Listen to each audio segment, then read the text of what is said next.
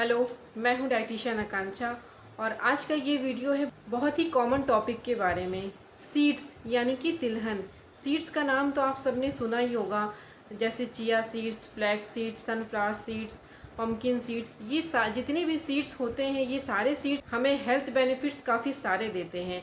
हम चाहे डायबिटीज़ के पेशेंट हो, हमारा हार्मोन इम्बैलेंस हो, हमें हार्ट डिजीज़ हो या फिर हम ओवरवेट हो, इन सारी केसेस में हम अगर सीड्स का कंजप्शन अपनी डाइट में रखते हैं तो इसके हमें कई सारे फ़ायदे मिलते हैं। लेकिन आज का हमारा टॉपिक है सीड्स साइकिल के बारे में। सीड्स साइकिल एक ऐसी प्रैक्टिस है जिसमें मेंस्ट्रुएशन साइकिल के अलग अलग फेज़ में सीड्स दिए जाते हैं जो हमारे हार्मोन को नेचुरली बैलेंस करते हैं। तो आइए जानते हैं कि हमें मेंस्ट्रुएशन साइकिल में हमें अलग अलग कौन से सीड्स खाने चाहिए, किस टाइम पे हमें कौन सा सीड्स प्रेफर करना चाहिए जो हमारे हार्मोन को नेचुरल तरीके से बैलेंस में लाता है। तो सबसे पहले जानते हैं सीड्स साइकिल क्या है।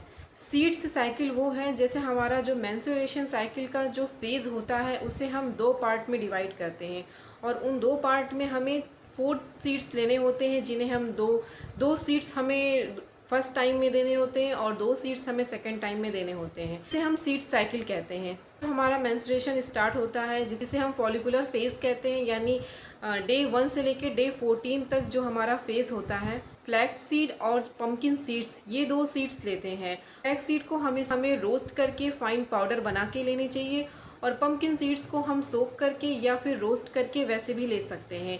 ये दोनों ही सीड्स हमारे एस्ट्रोजन हार्मोन को बढ़ाते हैं, हमारी फर्टिलिटी और ओव्यूलेशन को इम्प्रूव करते हैं।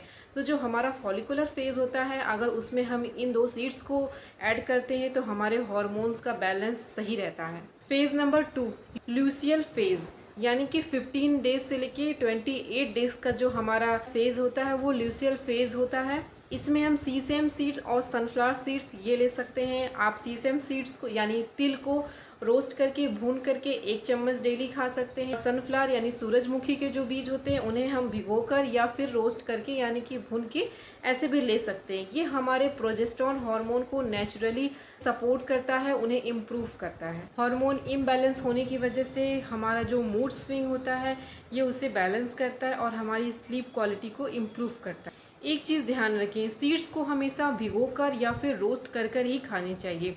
ये एक नेचुरल रेमेडी है जो हमारे हार्मोन को बैलेंस करती है। अगर आपको हार्मोनल इम्बैलेंस के सीवियर केस हैं, आपको प्रॉब्लम ज़्यादा होती है, तो आप अपने डॉक्टर से ज़रूर कंसल्ट करें। इस रेमेडी को आप लगभग 3 से 4 महीने तक रेगुलर फॉलो करें। कंसिस्टेंसी बहुत ज़रूरी है। जब इसे हम डिसिप्लिन के साथ फॉलो करते हैं तब इसका सही रिजल्ट हमें देखने को मिलता है। तो अगर आप अपने हार्मोन बैलेंस को नेचुरली बैलेंस में लाना चाहते हैं, सही करना चाहते हैं, तो सीड्स को अपनी डाइट में ज़रूर इंक्लूड करिए। डेली इन्हें 1 से 2 चम्मच ज़रूर खाएं। अगर आपको ये वीडियो पसंद आया हो तो अपने दोस्तों के साथ शेयर करें और ऐसे ही हेल्थ रिलेटेड वीडियो देखने के लिए चैनल को सब्सक्राइब करें और लाइक करें।